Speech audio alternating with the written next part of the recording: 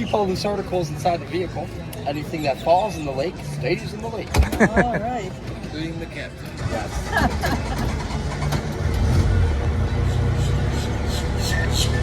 Blue 5 splash. Are y'all ready? Yep. Ready.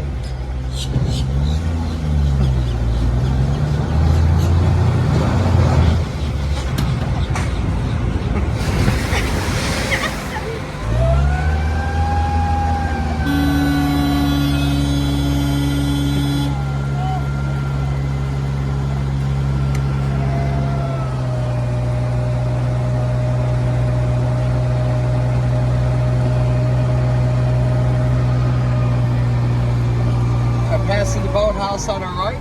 In 2021, we were the highest grossing restaurant in the country. Really? $39 million in sales. 5 dining rooms inside, 4 dining areas outside. And your captain's favorite part, we have 3 bars. Nice. Coming up on the right, this is our boat museum. You're more than welcome to take a walk along the dock here if you'd like to view these boats on display.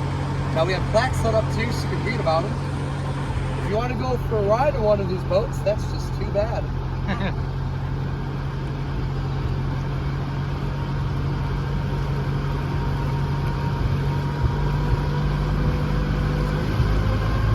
how long have you been doing this? About 10 minutes. I've been driving since August 2021. I've worked at the Boathouse. It'll be 4 years next month, actually. So I used to be a supervisor inside. Used to help run the show in there. That's a little bit easier on the feet. I've got a very special boat on display for you folks. Of all the boats in the museum, this one is very special to us because it's the only boat I can afford.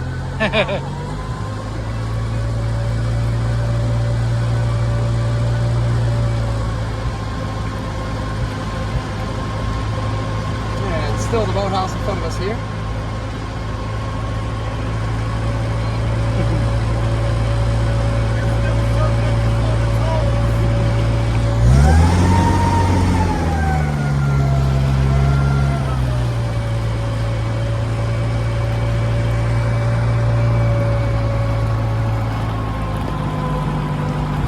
Replica steamboat coming up on the right. This was built back in 1977 and opened as the Empress Lily. It used to contain 5 restaurants and a jazz club inside. During the downtown Disney days, this became Fulton's Crab House. Today it's known as the Paddlefish, or as I like to say, it's where you end up when you can't get a reservation at the Boathouse. Yeah, don't tell them I said that. Hey, better luck next time, folks. Should have read the reviews first.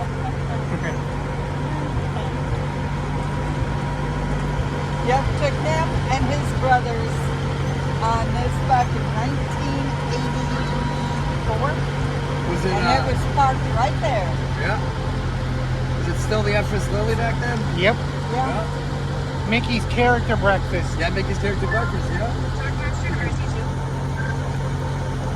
Now they have a unique installation here at the Paddlefish. It's a human aquarium. We have lots of humans on display for you folks. So make sure to give them a wave as they are trained to wave back. Some need a little bit of training still. Yeah, they're not getting the fish. Hey, I think she'll come around.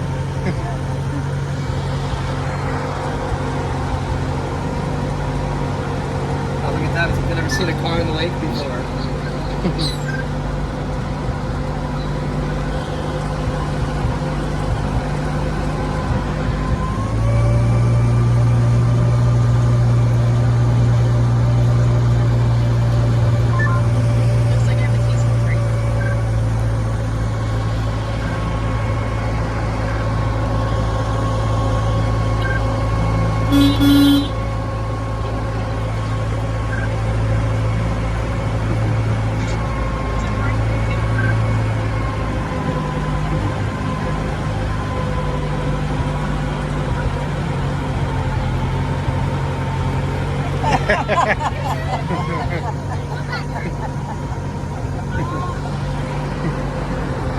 Cheese!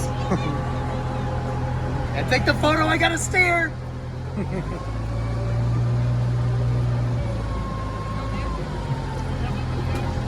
Did you call the Uber?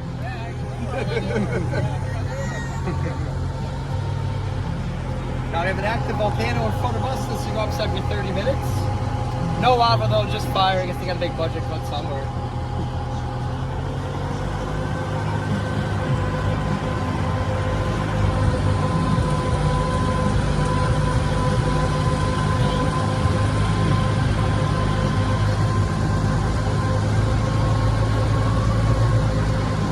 Where y'all from? We Port live St. out John. by the Space Center, Okay.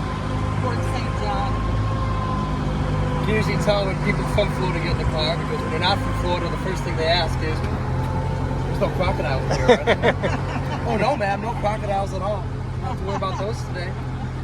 Just the alligators. Yeah.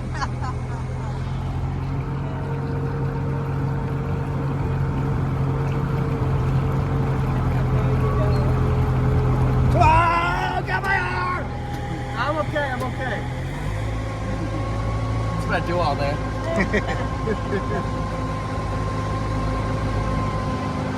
Heaps of fun. Exactly. Typically by the end of the week I got no voice, you know.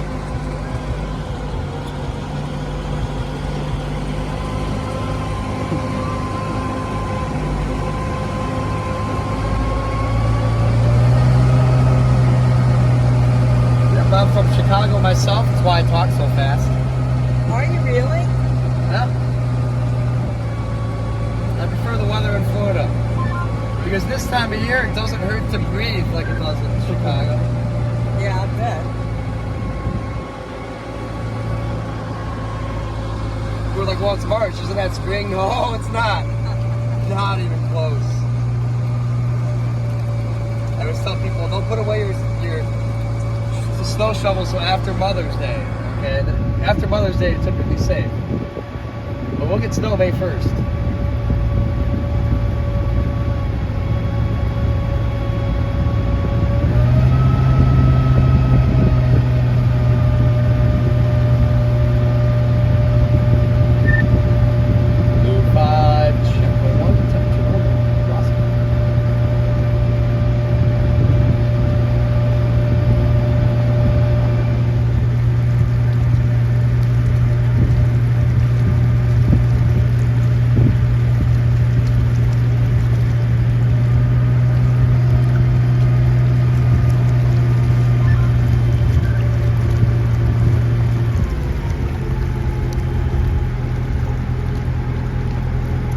I'm about to demonstrate the top speed of the Amphicar. So sit upright, hang on tight, prepare to be underwhelmed. Not that fast. There we go.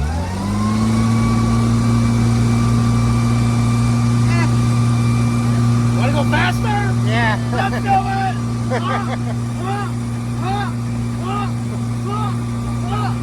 Oh yeah, let's fly now, huh? Shot's exhausting.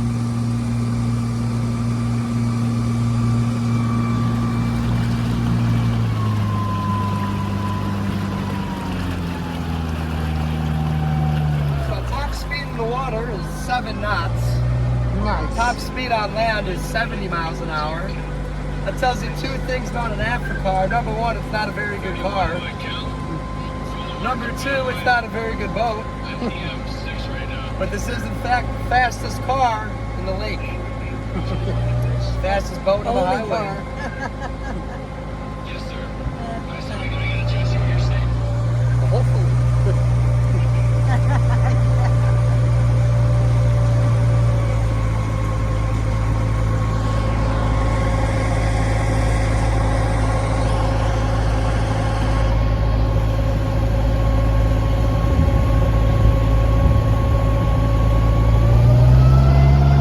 Built in Berlin, Germany.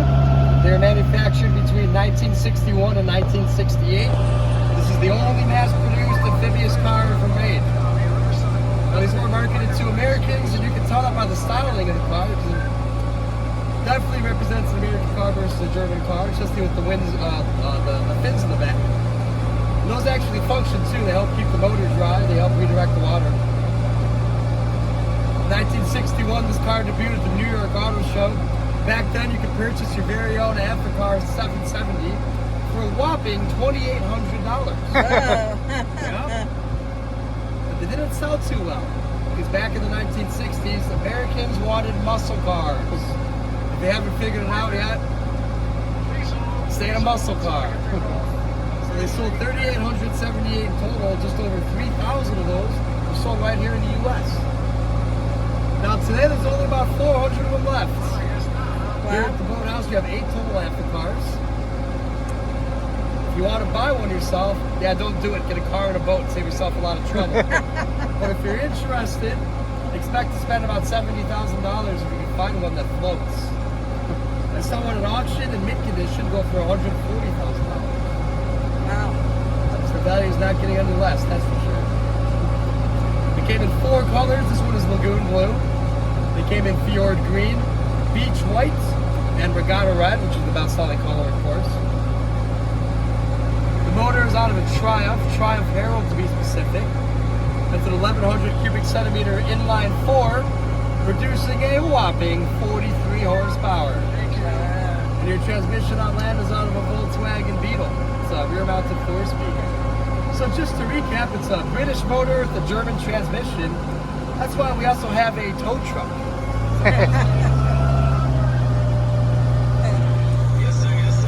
Well, we have 2 propellers in the back. Those are fixed. Down by my feet, there's a separate transmission to control almost 4 neutral and reverse. It all runs off of 1 clutch. And there's no rudder like dragging the boat. You actually steer with control wheels. Want me to demonstrate the steering response? Sure. Turns on a dime. Look at that. Look at that.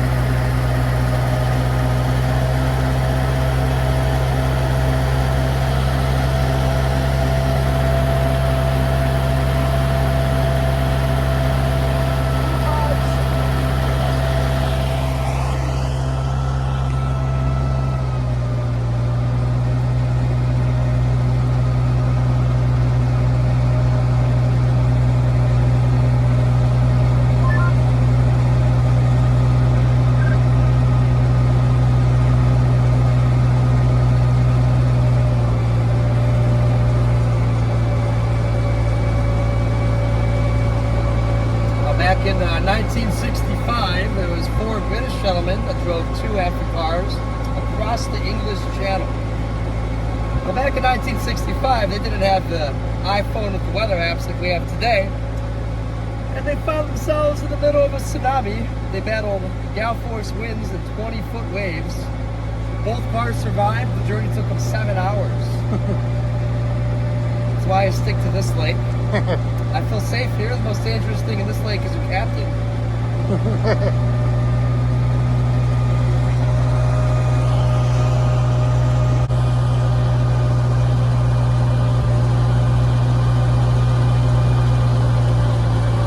A new Cirque du Soleil show debuted back in November 18th. Has been a show in about 4 years. If you want to feel out of shape, I recommend seeing it.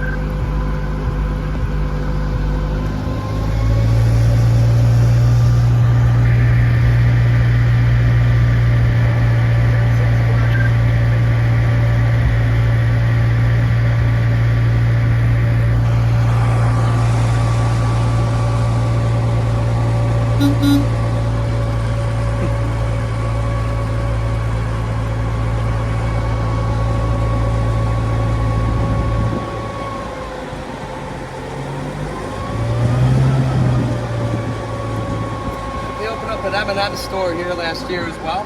You can buy his newest album there.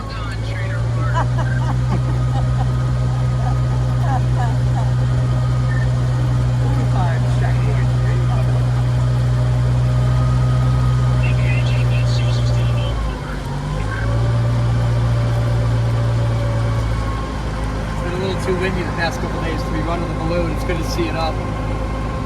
That's propelled by helium, believe it or not. It's the largest helium balloon in the world. It's a maximum of 400 feet in the air. Have you been up on it? I have not. Typically on my days off, when I drive by Disney Springs, I go like this. Because even if I look, it costs me money. Oh yeah, I know what you mean. Yeah. I just went on that balloon and my ears popped. Yeah, he went on Yeah? it just before we came. Oh, really? Yep. How was it? Pretty cool? It was nice. Yeah. I can imagine the views gotta be awesome up there. Yep. You got to sit on the right-hand side of the balloon. See Magic Kingdom and Epcot and everything better from up there. No, I'll have to bring my telephoto lens up there, actually. Yep. Some good shots. That's funny. I don't know why I've never done that. You know, I've done every other like major attraction in Orlando. You know, Star Flyer and all that. Did you do any of those down there? Oh yeah, I've done all of them. Really? I've ridden that drop tower probably 40 times. You're lying. You did not. No, it's the truth. Yeah, I'm a big roller coaster and ride nut. So. Oh my God. Oh yeah. I went on the Star Flyer once and that was enough for me. Yep. You know, when you're looking at those four chains that hold you on, Yep. you're like, oh man. And of course I had to go on it on like the windiest day. Oh, never fails. So it's- Never fails. You're plugged yep. in. Yeah. Oh yeah. So you're like looking at the ground half the time while you're turning yourself around. See, that's how you got the bar right there. You know, you get your Yep. liquid courage in you, and then you're good to go. But yeah, they built that drop tower, and I was like, I want to free fall a mile on it. You know, so so I did the math. You know. But I do video production as well, and the manufacturer of those rides is a client of mine. So I go over there and I'm always filming on them. Very cool. You a YouTuber? Yeah, I do that too. What's your channel? It's called Coaster Force, like roller coaster and G-force. So I film like point of view videos of roller coasters. I actually spend about half the year traveling filming them. And then when I'm in town, I drive cars into a lake. You know, I'm a strange guy.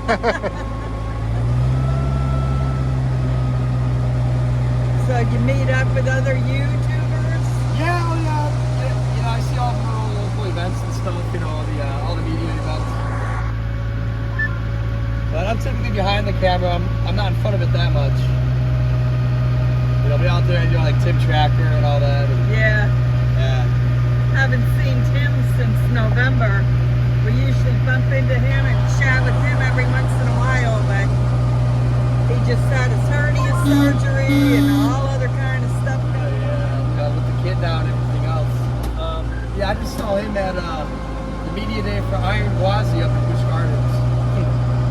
He's funny on those rides. He cracks me up. Yeah, yeah. No, he's a nice guy. He's a really Yeah, nice he guy. is really nice. Yeah, we're always talking cameras because we both have the same cameras. So.